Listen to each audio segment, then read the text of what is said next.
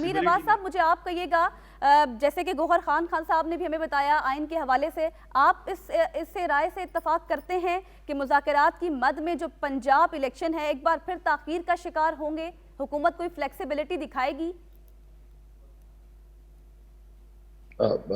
मुझसे सवाल करेंगे? जी जी अमीर साहब, आपसे।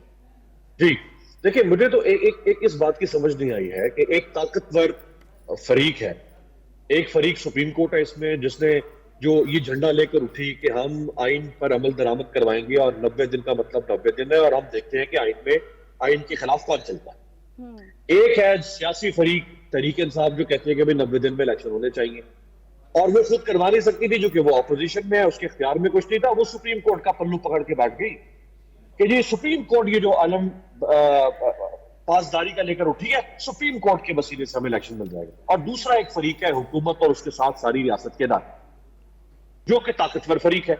अब ताकतवर फरीक ने आइन को जूते पर जूता मारा, आइन को ठेंगा दिखाया, और अदालत के सामने भी वो ताकतवर फरीक जो है वो बेआबरू होकर खड़ा हो गया, बेलिबास होकर खड़ा हो गया।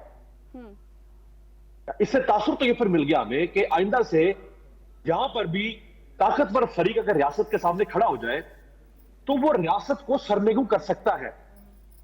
ये बात तो साबित हो गई ना, यानी 90 दिन गुजर गए, 90 दिन गुजर गए 14 अप्रैल को, आज हम खड़े हुए 28 अप्रैल या 29 अप्रैल को। इसका मतलब है कि हमने 90 दिन को तो पाश कर दिया, आइन को तो हमने पाश कर दिया, और एक ताकतवर फरीक ने आइन को भिगो भिगो के जूते मारे, और सुप्रीम कोर्ट को भी वो उसने बालाताक रख दिया। तो पहले तो हमारी सुप्रीम कोर्ट जिसने ये सो वोटो लिया, या तो सुप्रीम कोर्ट सो वोटो नोटिस लेती ना, ये सियासतदान एक दूसरे के साथ गन करते, खेलते, खिलवाड़ करते, जो भी करते रहते। जब सुप्रीम कोर्ट बीच में आई, उसने कहा कि ऐसी की तैसी मैं हूं यहाँ पे इस मुल्क की सबसे बड़ी चैंपियन आइन पर अमल दरामद की, मैं देखती हूँ कि कैसे आइन पर अमल दरामद नहीं होता।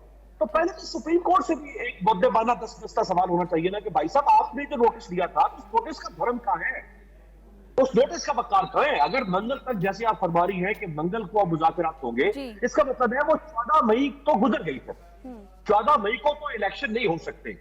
ना सुप्रीम कोर्ट की दी हुई पहली तारीख 30 अप्रैल पर इलेक्शन हुए, ना सुप्रीम कोर्ट की दी हुई दूसरी तारीख 14 मई को इलेक्शन हुए, ना सुप्रीम कोर्ट दी गई 3 मुद्दतों का कोई पास रखा ताकतवर फरीक ने। ठीक है, सब कुछ उड़ा के फेंक दिया। ठीक है, आप ये समझते हैं कि नहीं हो सकते? ठीक है,